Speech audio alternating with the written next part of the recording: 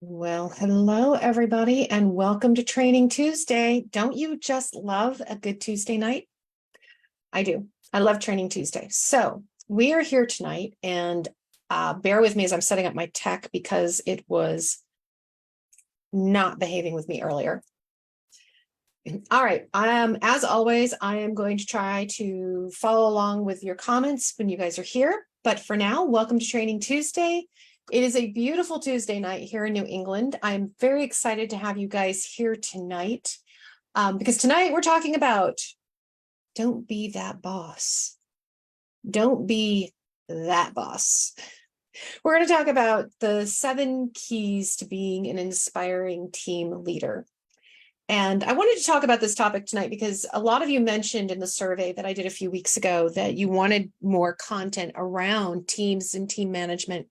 And there's a few different ways we can look at that, and we will.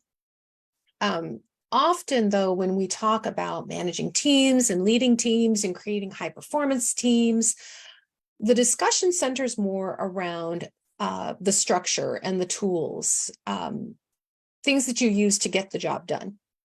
And those are all good things, and we will talk about those. And it's things like making sure there's an agenda before a meeting, that you have meetings regularly so that your team is communicating, that you're setting clear goals and expectations, and that there are boundaries and rules for how you manage the meeting. And all of that's good. And we will I've done trainings in the past on that. We will do more. And those are the great guidelines for managing team interactions. So definitely keep them in mind, set them up according to your practices, how you want to be as a leader. But today I wanted to talk more specifically about how you show up as a leader and maybe examine some of the tendencies we have that are a little less comfortable maybe in our leadership styles, but that if we are willing to look at them and work with them and can tweak them a little bit, we can become really great leaders. So tonight is really based on the adage that people don't leave jobs, they leave bosses and they leave culture. And the truth is, we've known this for years. We've experienced this for years. So that's tonight. That's kind of the angle of this we're going to dive into. So for those of you who are joining us for the first time, welcome to Training Tuesday.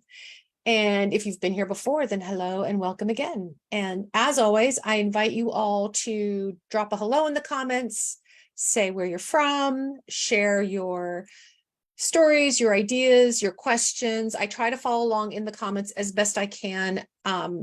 I'm going to tell you, just warning for those of you here for the first time, Facebook doesn't always cooperate with me in terms of, showing the comments in real time like they're supposed to. So bear with me if I don't see your comment or question. If I don't get it in real time, I will address it afterwards. And for those of you who don't know me, my name is Natalie Hahn. I am the CEO of Dirty Girls Consulting, your principal coach and leader here in our Facebook group called Accelerating Leadership for Professional Women, where we talk about all things leadership, confidence building, gremlin squashing. So when I talk about gremlins, it's that imposter syndrome voice in your head that's very irritating and can sometimes slow us down. So welcome. We're going to dive into this in just a minute. I just want to stop and see. I can see, hey, Jill's here, Jackie's here, Joyce, hello, and Christine, awesome. So that's who I'm seeing who's here so far. For those of you who haven't said hello yet, you are welcome to. You're welcome to lurk and be quiet if that's what you prefer, but this is always more fun when we have a conversation going on. So first question for you guys. Have you left a job because of a boss or because of a culture? I think a lot of us have bosses we didn't like. The question is, have you ever actually left a job specifically because of a boss you didn't like or didn't get along with? Have you ever left a work culture where perhaps you weren't, hold on, you weren't perhaps aligned with the work culture? And the reason I mention that is because it doesn't mean the work culture is bad or toxic or horrible or doing something illegal or something. But sometimes we don't align with a work culture simply because the environment itself doesn't really align with who we are. And I mentioned that because I've left a job for that. So I have left jobs, and you guys have heard me talk about this before, due to very bad bosses. I have had a couple of bosses in my past who were just nasty bully bosses and got out of there. But I know that sometimes when we have a bad boss, part of the thought process is, I can outlast them, right? And I had one boss where the conversation, the active conversation among his direct reports was, he's going to retire soon, isn't he? And if he retires in the next year or 2 years, maybe then I will see the career growth I want to see. I'll get the opportunities I want to see, because this guy was really a blocker in my career. Like he actively prevented me from making certain moves in my career that I wanted to make. And so I did have the conversation mentally and with coworkers of, can we outlast him? If he retires next year, what are the great opportunities open to me then? Which would be cool. But then I had to think about, okay, so if those opportunities were to be available to me, is this still the place I want to work? So when I talk about the work culture maybe not aligning in this particular place, I worked with some really nice people. I got to do some really cool things. But the work environment overall, when I walked in every day, was one of very serious, just not fun. And I don't even know how to describe it all, except the energy in the office was not a fun, connected energy. I mean, you could meet somebody in the hallway and have a good conversation, and that was great. But the overall culture of this company, it was not a fun culture. It was not a lively culture. It was like this stolid, staid, old-fashioned culture. And that's what it was. And it was run by people who, should have retired. So at the end of the day, I not only left because of a bad boss, but I left because, this is not the culture I want to work in. This is not the environment I want to work in. And I can see that some of you are, hey, Adina, I see you've joined us. Welcome. And Carrie's here. Excellent. So yeah, I see some of you have indeed left an environment where perhaps the boss or perhaps the culture were not all that you wanted it to be. So I've also had the experience where I realized I was the terrible boss. I was the terrible boss. And later in my career, I got much better at managing teams, but it started from a place where I realized I was not so good at it. I was not supportive as a boss. I was definitely a micromanager, and I was stifling my team's ability to do their jobs and enjoy their jobs. And the way it showed up for me was, there are two ways. One, we get to this place not because we're bad people. I would like to think I am not a bad person, an evil person. I don't even like micromanaging. Like, that's not my natural bent. But for those of us who sometimes maybe wander into the realm of micromanagement, there are reasons why we do this. One of the reasons could be because we want something done a specific way, and we feel like only if it's done this way, is it going to be done right. And so we micromanage to make sure the people around us do it the right way. Other reasons we micromanage is because we have a very strong sense that the performance of the team reflects on our performance as a leader. And that's a very real thing. How well our teams perform definitely reflects on how we're performing as leaders. But we have to keep in mind there are short-term and long-term goals tied to that.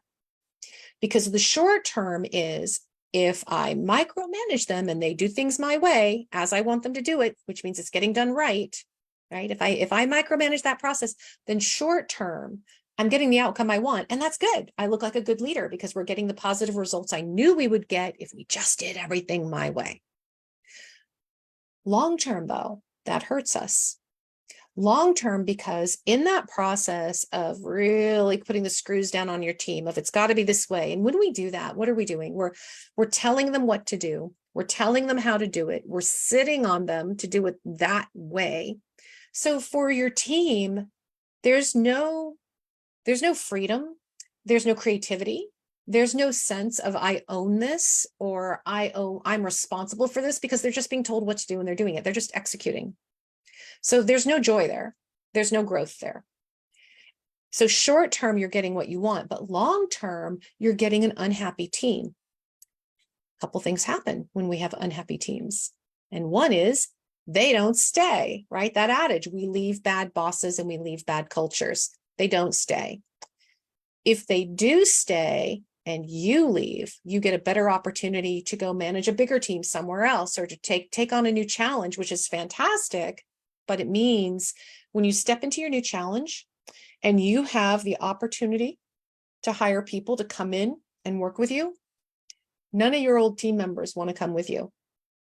They don't want to work with that management style again, so they're out.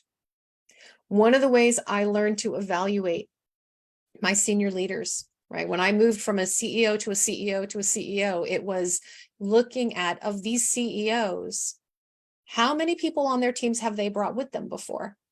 And it's not that you want to step into the boys club of it's the same 5 guys, starting the same 5 companies over and over again. It's not that. It's that if they don't have a few key people in key positions that they've worked with in the past, you kind of look at that and go, why does nobody want to follow them? And with my 2 worst bosses, my 2 most bullying, annoying bosses, neither of them, or I should say both of them, had a very hard time filling roles. And they would talk about, oh, but I worked with this person at this last company. They'd be great for this. I'm going to reach out to them. And that person would never come on board, never get through the interview process. They had a hard time. So longer term, if you fall into micromanagement, if you fall into kind of the bulldozer type of management style, it hurts you in the long run. You don't build your network. You don't end up with a network of people who are not only saying wonderful things about you, but bringing you more and more opportunities to work together. So strategically, it's really important to look at how we show up as leaders. So for me, when I was in this place where I was not a good manager,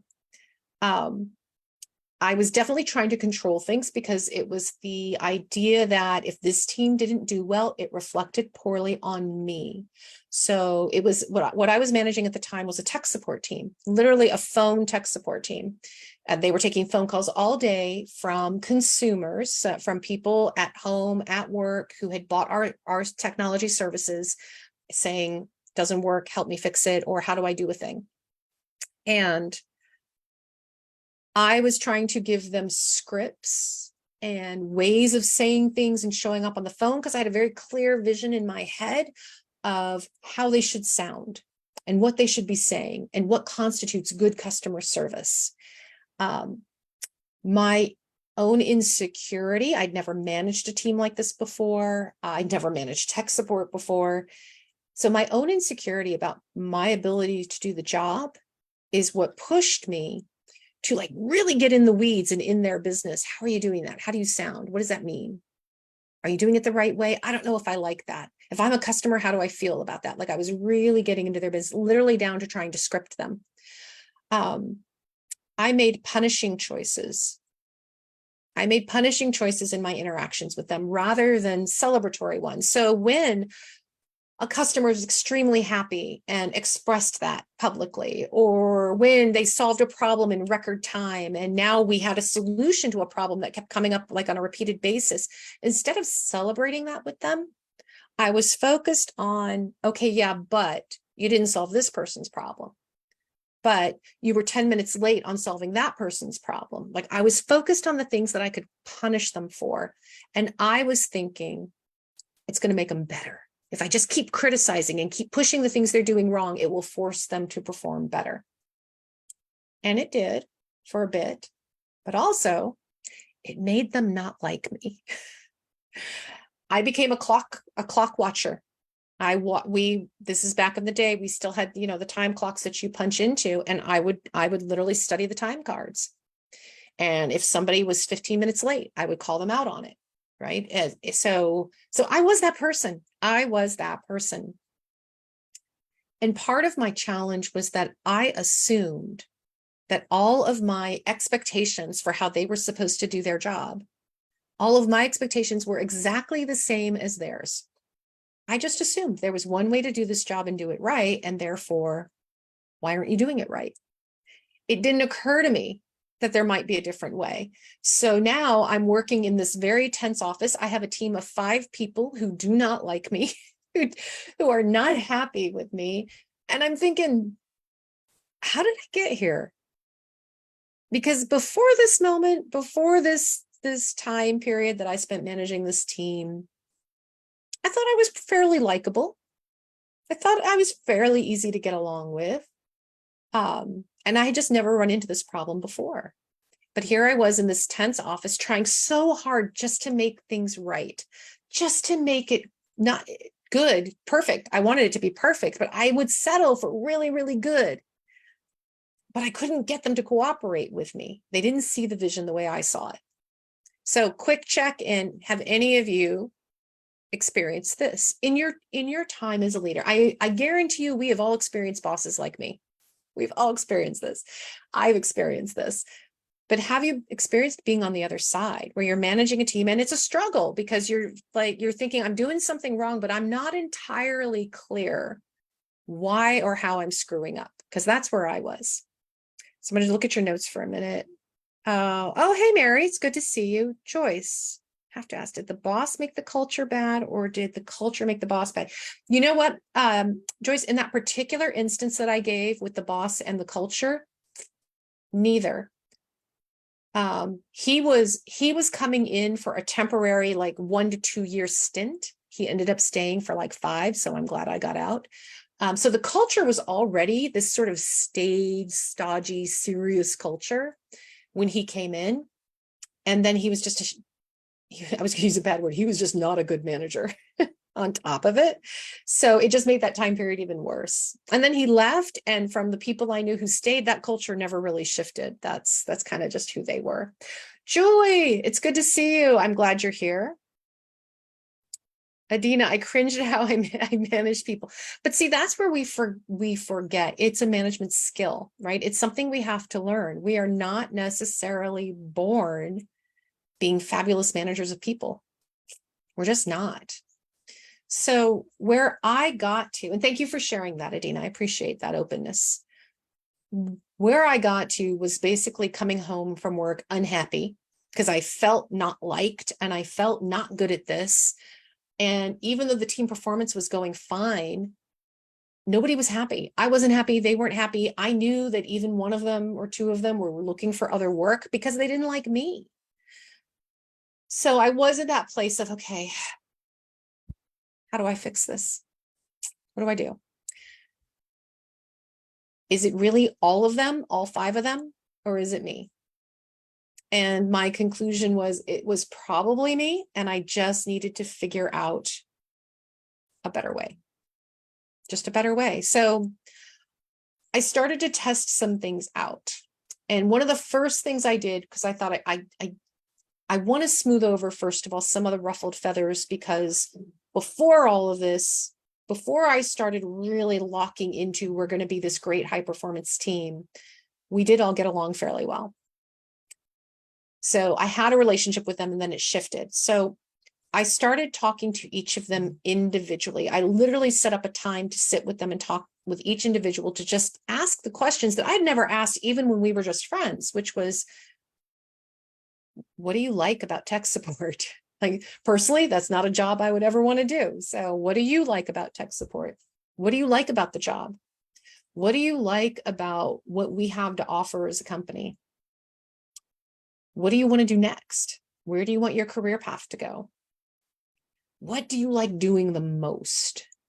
Is it the fixing of the things? Is it the talking to the customers? Like, what do you actually love doing the most?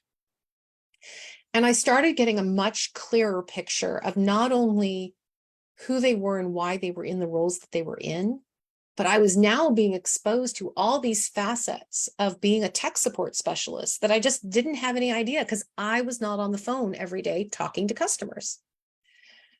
So I started to give them a little bit of what they wanted where I could. So when somebody had said to me, one of the team members had said to me, I just love being on the phone with the customers. I love that. I hate doing the reports afterwards, but I love the conversation. Somebody else had said to me, I love doing the tech support, but I really want to actually get out of tech support. And I want to move more into how do we create self-service tech support? I want to get more into the web design and create FAQs and things like this. And this was early in the days of the web. So this was a relatively novel idea of having online FAQs, self-service help through our website. So I started giving that person like more tasks of, okay, well, if you don't mind just working for your 8-hour shift, if you don't mind doing 6 hours, and if you could do 2 hours to work on the web stuff, we'll make sure the one who loves talking to customers on the phone, she'll cover for you. So we started rearranging the team that way. I stopped watching the clock, and that was a big one. I stopped watching the clock because they knew I would go through their time cards and they knew I would do it. So I stopped and I just decided, you know what? As long as what I see on the time cards is within a reasonable realm, which means that, if they're running 10 or 15 minutes late here and there, 1 or 2 days a week, I don't care. If they are taking an extra 10 or 15 minutes for lunch, I don't care. If they're within their band of what they're supposed to be working. If we are somewhere between the 38 and the 43 hours a week, why? So I just started to let that piece go. I started asking a lot more questions about how we should be doing things rather than just telling them how to do things, which I soon realized after asking them questions, I didn't know nearly as much as I thought I did. So I got better. I was not great, but I got better. So if we agree with the research that says people don't leave jobs, but they leave their bosses and they leave the culture, then it does make sense that the productivity of our teams, the health of our teams, the happiness of our teams has everything to do with who's leading the team. Because that influence, it really does trickle down. So if you are in charge of a team, how are you showing up? How are you showing up today? What makes you the powerful leader of a high performance team? What are some of the qualities that you think you should have? And if you're willing to drop it in the chat, I would love to see what are the top 2 or 3 leadership qualities you believe you should have as a leader of a high performing team. So I outlined 7 keys that in my history since that first management job that I was not so good at. But 7 keys that I've not only been able to improve over time, but have made me better, and that I still have to go back and revisit. I still have to go back and visit these 7 keys to remind myself, to refine my skills, to practice, and to check in that these are still the 7 keys that make the most sense. So that's what I want to share with you tonight. Key number 1 being, if you're taking notes, we're starting. Key number 1 being communication and over communication, right? One of the first things I learned when I actually started talking to my team instead of telling them what to do was that my assumptions about what made great customer service and great tech support was not necessarily the same as theirs. So if I could communicate what the goals were, communicate what I was expecting or what I wanted, and then not just say it to the team, but reframe it also. Find 2 or 3 different ways to restate what it was that the goal we were looking for or the process we wanted to implement, because I needed to be sure everybody understood it, that we all understood we were talking about the same thing. So it was state, reframe, repeat, and response. So in communicating and over communicating, it's not just saying what you want or what you need. It's not just setting that goal. It's making sure the team understands it, which requires you to reframe it, to present it in a couple of different ways, to repeat it, because you don't hear something once or twice or even 3 times and necessarily remember it. Advertising adage, even today in digital modern media, is still 9 to 13 times, right? So repeat it. And then response. And response is you want them to acknowledge that they've heard you. Now, you don't have to go so far as having them repeat back. It's not like you're at the drive-thru and they repeat back the order, But you could have them say back to me the process we're going through, the steps we're going through, whatever it is. You could also just say, do you hear me? And I need a response of yes. Do you understand the goal? I need an active response of yes. It's like when you're sitting in the plane and you're sitting in the emergency exit row and they're telling you all that stuff. And you're like, yeah. I'll read the card. Yeah. I understand how to open the door. And all they want you to do is say yes in your loud voice. That's what they make you do now. That's what it is, response. So that's one, communicate and over communicate. And I saw a note here where it disappeared. Hold on. I saw a comment from somebody. Oh, it disappeared. I don't know where it went. All right. Adina, I want to say I saw a comment from you on transparency and communication, and I forget what else, but now it's not showing up in my feed. And hold on. I'm going to see if I can find it. There we go. It's still not showing up in my feed, and I don't know why.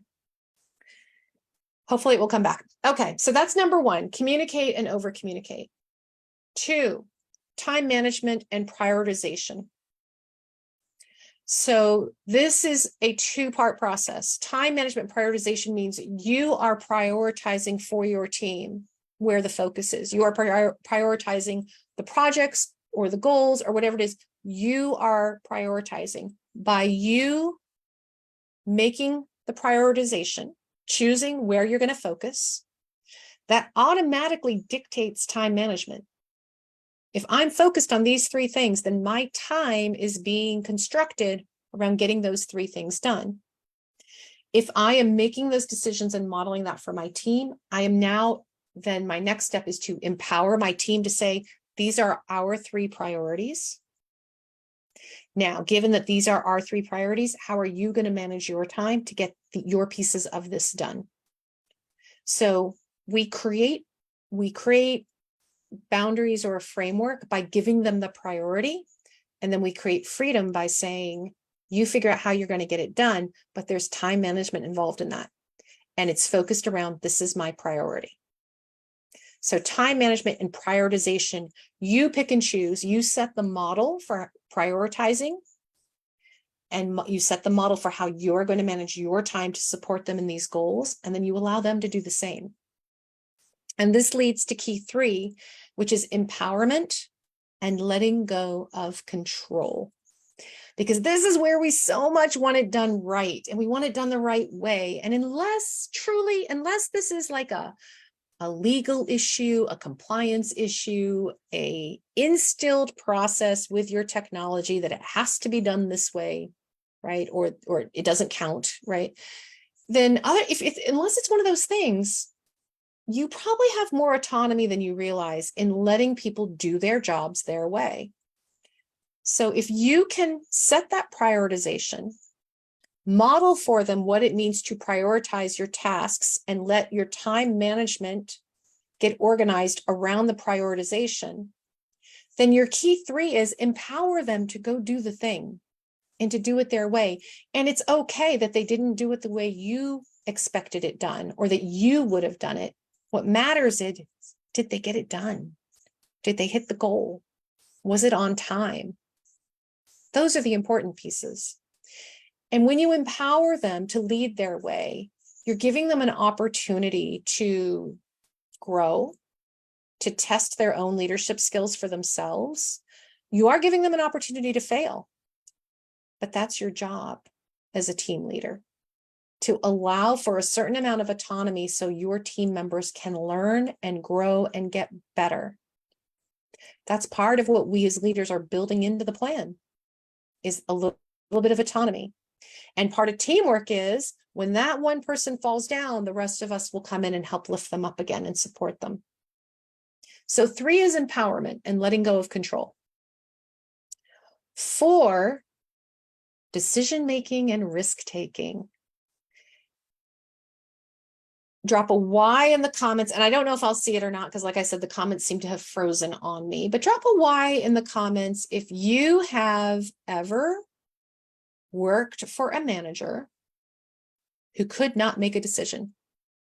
If you ever worked for a boss that just struggled with making a decision, and you're sitting there going, we have to do this project.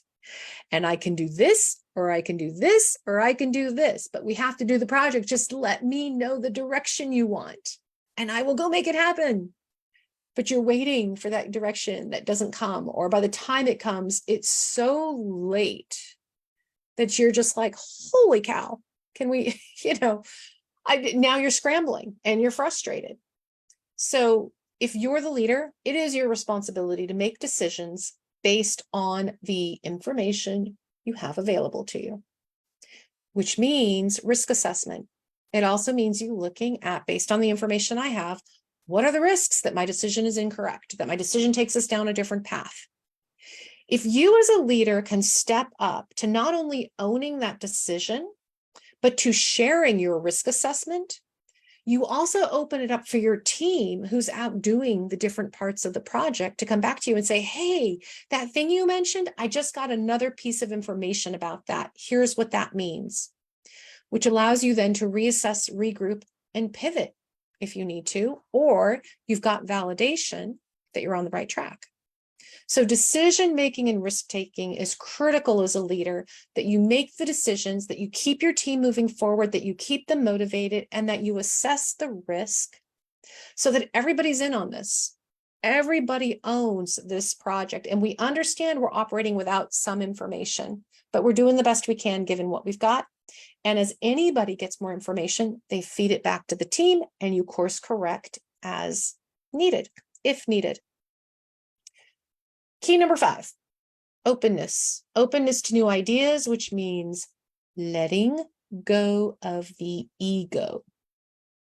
That was probably one of the hardest keys for me. That was probably the hardest one, especially when you're at a place where it's that insecurity that's driving you, right? It's that imposter voice that says, I have to prove that I'm a good leader. I have to prove that I'm the boss. I have to prove that I'm in control. And that's where we want to micromanage, make things happen our way.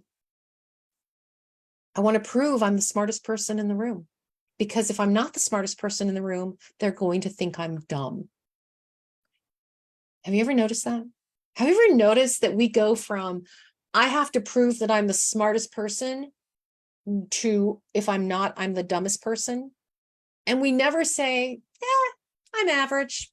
I'm the average intelligence person in the room. We never say that. We go straight from, I have to be the smartest, to, if I'm not the smartest, then everyone must think I'm the dumbest. So let go of the ego and set that aside for a minute to say, you know what? I might be leading the team, but it doesn't mean I have all the great ideas. And it doesn't mean I know everything.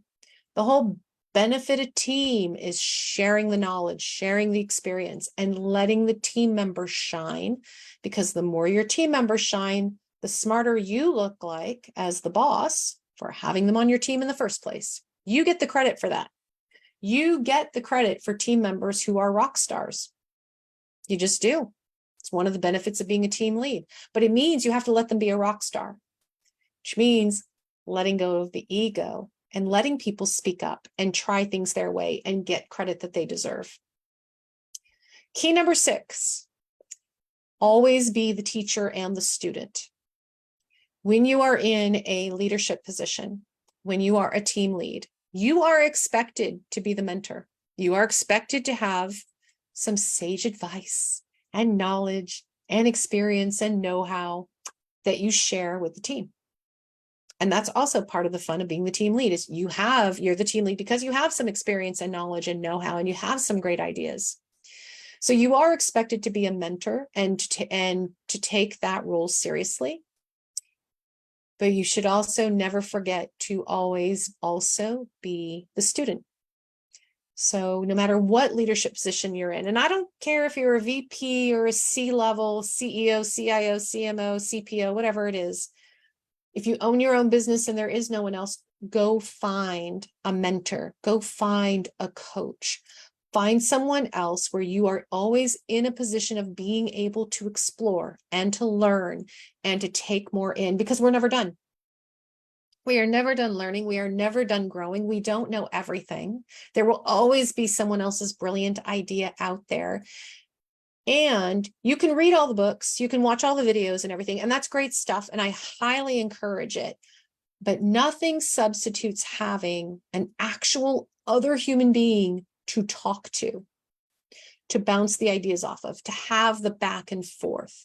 It not only brings validation and understanding for you and also for them, but it's a much more organic and creative conversation that happens out of that. So allow for that. Be the teacher, be the mentor, but also always be the student. So the growth mindset. And the last key number seven, and it is tied back to really all the keys, but especially key number 1 about communicate and over communicate. Key number 7 is about accountability. Hold yourself accountable to the standards and the priorities that are important to you. In holding yourself accountable, you are, again, modeling for your team what's important, modeling for them how to manage what's important, why it's important. You're holding yourself accountable to standards and to goals. And at the same time, hold your team accountable. Hold your team accountable also for those agreed upon standards and goals. And that's really important. And I just had this experience recently where I have a team of 9 people. And of the 9 people, 8 rock star high performers, and 1 was bouncing between mediocre and subpar. 1 team member was not up to par to the rest of this team of just super hardworking, highly productive overachievers. Keeping that person accountable for their workload being, and not just their workload, for their productivity, for their energy, for their engagement. They weren't even engaged with the other 8 team members. For their engagement was important, because what happens when you keep a low performer and you allow them to keep low performing? You demoralize your high performers. Your high performers look at that person and go, how come they're still getting paid and they're still doing the, they're still like here, but they're not doing anything to support us on the project, and we're killing ourselves trying to hit this deadline. It completely demoralizes them. So if you don't have an active plan for your low performer to keep them accountable to the standards that the entire rest of the team has agreed upon and that you're working towards, you have to manage them out. You have to manage the expectations. Because the other thing that happens, aside from the demoralization of the team, all the stories spin up. And none of us need more stories and more drama at work than we already get. You don't need team members making up stories that this is the teacher's pet, and that's why they get to be a low performer and keep their job. That's why they get to be a low performer and not show up at the meetings or not deliver their deliverables on time. That added drama just, it sucks away at the good energy of your team. So your responsibility is to hold yourself accountable, but also to hold the team members accountable, because that's how you keep your team motivated and focused and energized. All right, so 7 keys for don't be that boss, but being an inspiring leader. Your 7 keys are communicate and over communicate, right? Reframe, repeat, response. Time management and prioritization. When you prioritize, the time management will follow, right? Your priorities will dictate how you spend time, and you need to both do this for yourself and model it for your team. Empowerment, that's key 3, letting go of ego, allowing your team to do things their way, to test and to fail. Build that into your plans. Allow them to learn from their choices, and allow them to teach you something because they've done it a completely different way than you envisioned, and it still worked. Key 4, decision-making and risk-taking. Don't be the boss who can't make a decision and holds up the entire team and the entire project, and then everybody's cramming at the end. 5, openness to new ideas. Let go of the ego. 6, always be the teacher, always be the student. Always be a teacher, always be a student.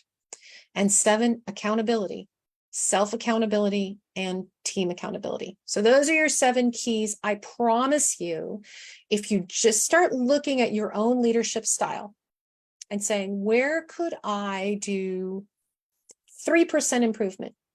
Where could I benefit from 3% improvement in how I lead on any one of those 7? It will make a difference. It will make a difference in how you feel, in how you lead, and how you show up, which means it will make a difference in how your team shows up and how they start to lead and how they feel. And it will have an effect on the other 6 keys. So you just have to pick one, and you'll find it's going to impact the other. You're being accountable, holding yourself accountable and the team accountable will make an impact. It will absolutely make an impact on how you make decisions, on empowering your team, on communicating, on time management, on all of those. So just pick one. Pick one, work on small bits of improvement, because none of us here are the terrorists. None of us here are the terrorists that our former bosses were. But it doesn't mean we don't have an opportunity to do a little bit better. All right. Thank you for joining me for Training Tuesday tonight. As always, if you need a little bit of help with maybe letting go of the control, or you're finding that work-life balance hard, or you're struggling with how do I prioritize? How do I get clarity around that? Let's talk. I invite you to a Dirty Girl mini dig, which is my cute name, the mini dig, for a free coaching call with me. It's a short call. It's a very focused call. It is completely free. There's no sales conversation. It is just coaching to help you get over or work through that one step that's going to help you get closer to your goal, whatever that step is. So if you would like to have the mini dig coaching call, just drop the word dig in the comments, and then I am happy to set that up. I will reach out to you and we will have that chat. In the meantime, thank you so much for joining me for another Training Tuesday. I can't wait to see you guys again next week. All right, I will talk to you soon. In the meantime, I'm going to fix my lighting. Have you noticed we're getting into fall, and so it's getting darker outside, and suddenly my lighting shifts in the middle of these. So my daughter keeps telling me she's going to come set up a proper studio for me. So I better invest in some lighting. All right, guys, have a fantastic week, and I will see you next Tuesday.